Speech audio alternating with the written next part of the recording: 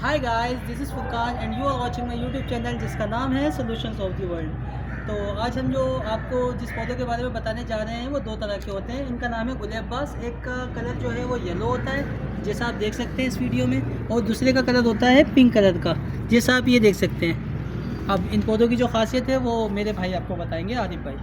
देखिए, फुरकान भाई ने बताया कि इन्फॉर्मेशन आरिफ भाई देंगे, तो चलो इन्फॉर्मेशन मैं ही दे देता हूँ भाई। ये पौधा है, फुरकान भाई ने आपको बताया कि इसके 2 कलर के फूल होते हैं, वो आपको बता दिए, ठीक है ना। और दूसरी बात जो है ना, ये आउटडोर का पौधा है, ठीक है ना। आउटडोर का पौधा है, इंडोर में इसको मत रखना, ठीक है ना। बैठ के बात करते हैं। ये आउटडोर का पौधा है, इंडोर में बिल्कुल मत रखना। और इसमें खाद जो है ना कुछ इस तरीके से डलेगी। इससे ज़्यादातर नर्सरी पर जाओगे ना तो पूछोगे तो वो आपको बता देंगे इसमें ओजड़ी वाली खाद डलती है, इस नाम से इसको यानी ये जाना जाता है। बेहतर खाद ये होती है बेहतर ये ओछली ओजली वाली। वाली खाद होती है बस, सही, ठीक है ना। केमिकल सब जो है ना मिक्सअप होता है मिक्सअप इसमें। होता है सब कुछ, ओके।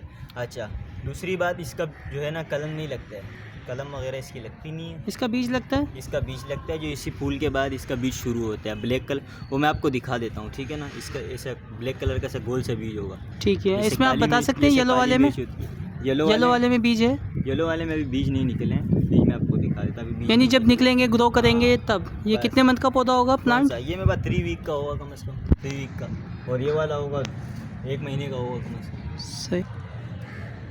आज के लिए इतना काफ़ी है, मिलते हैं नेक्स्ट वीडियो में। अल्लाह हाफिज़।